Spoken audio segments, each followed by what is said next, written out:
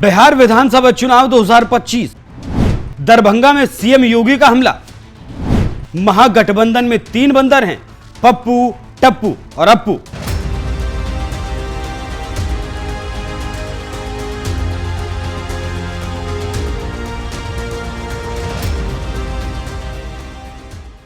नमस्कार, NMF news पर आप सभी का बहुत स्वागत। मैं हूं आपके साथ अभिषेक पुरी। बिहार विधानसभा चुनाव 2025 अपने अंतिम चरण में है और पहले फेज के मतदान से पहले एनडीए और महागठबंधन के नेता बिहार की खाक छान रहे हैं और अपने अपने गठबंधन को जिताने के लिए पूरी ताकत भी झोंक रहे हैं। लेकिन बीजेपी के फायर ब्रांड नेता और यूपी के दबंग मुख्यमंत्री के बिहार में काफी मांग चल रही है और जहां भी रैली कर रहे हैं वहां की जनता खूब तालियां बजा रही है। एनडीए में बिहार के नेताओं की सबसे ज्यादा किसी नेता की अपने इलाके में रैली की मांग हो रही है तो वो हैं यूपी के सीएम योगी आदित्यनाथ। उसी कड़ी में एनडीए उम्मीदवारों को जिताने के लिए मुख्यमंत्री योगी आदित्यनाथ दरभंगा में थे, जहां पर रैली को संबोधित करते हुए महागठबंधन के 3 बड़े नेताओं पर जमकर हमला किया। योगी आदित्यनाथ ने कहा, इंडिया ब्लॉक में 3 बंदर हैं, एक का नाम है पप्पू, दूसरे का नाम है टप्पू और तीसरे का नाम है अप्पू। पप्पू सच बोल नहीं सकता, टप्पू सच देख नहीं सकता और अप्पू सच सुन नहीं सकता। राजद कांग्रेस का एक पार्टनर समाजवादी पार्टी यूपी में है। ये लोग राम के विरोधी हैं। इन लोगों ने राम के अस्तित्व पर सवाल खड़े किए थे और क्या क्या कहा योगी आदित्यनाथ ने बिहार के दरभंगा में, आप खुद सुनिए। आपने गांधी जी के 3 बंदरों के बारे में सुना होगा। गांधी जी के 3 बंदर थे। गांधी जी ने तो उनको उपदेश दिया था, बुरा मत देखो, बुरा मत सुनो और बुरा मत बोलो। लेकिन आज इंडी गठबंधन के 3 और बंदर आ गए। ये 3 बंदर पप्पू, टप्पू और अप्पू के नाम पर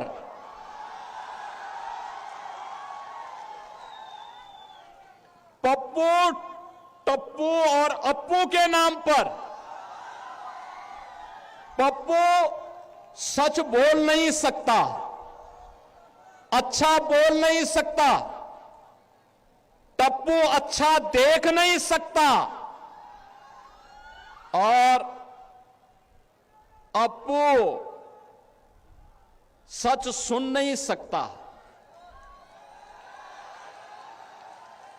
इन लोगों को एनडीए सरकार के द्वारा किए गए विकास दिखाई नहीं दे रहे, उसकी खुशबू इनको सुनाई नहीं दे रहा है, दिखाई नहीं दे रहा है। ये उसके बारे में बोल नहीं सकते, सुन नहीं सकते, देख नहीं सकते और इसीलिए तो दुष्प्रचार कर रहे हैं।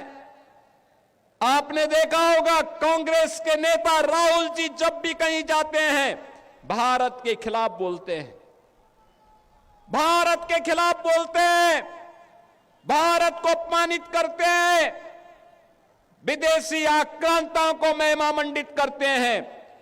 और ये सभी, ये जो 3 इंडी गठबंधन के 3 बंदरों की जोड़ी है, बहनों और भाइयों, ये 3 बंदरों की जोड़ी ये बिहार में खानदानी माफियाज को गले लगा करके अपना शागिर्द बना करके बिहार की सुरक्षा में सेंध लगाने का काम कर रहे हैं।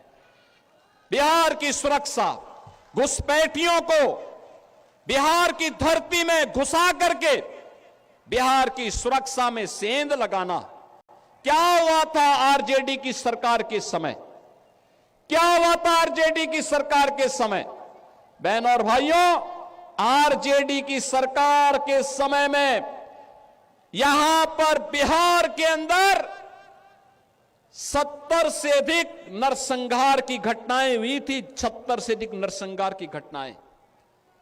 इन्होंने जातीय संगठन खड़े किए थे, बिहार में जाति को जाति से लड़ाते थे, पर्व और त्योहार नहीं होने देते थे, बेटी असुरक्षित, व्यापारी असुरक्षित, नौजवान के जीवन के साथ खिलवाड़, कट्टा बंदूक लेकर के बिहार की पूरी व्यवस्था को इन्होंने धूमिल करने का काम किया था।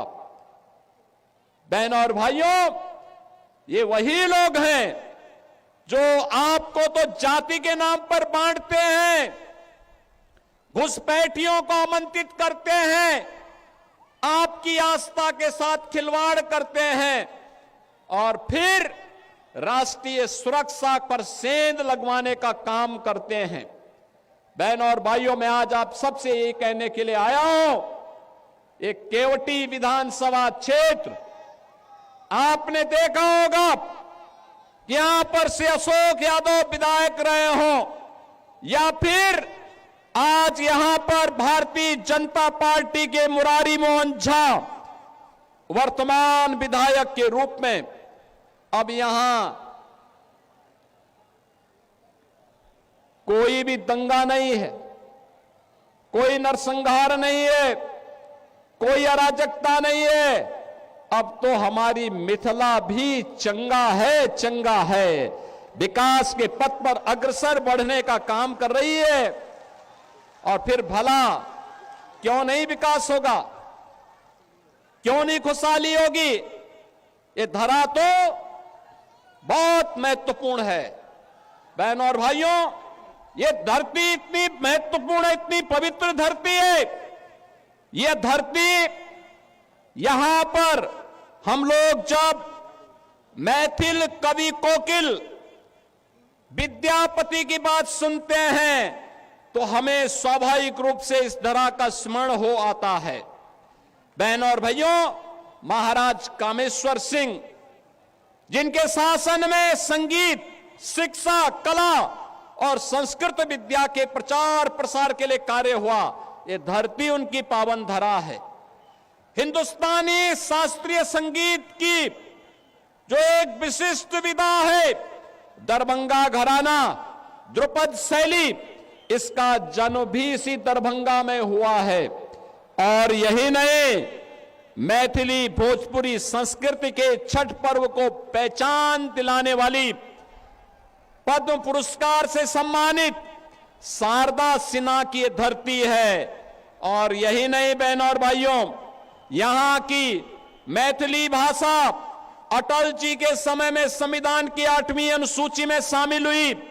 मधुबनी पेंटिंग और मिथिला की पारंपरिक संस्कृति यह आज पूरे भारत को अपनी ओर आकर्षित करती है।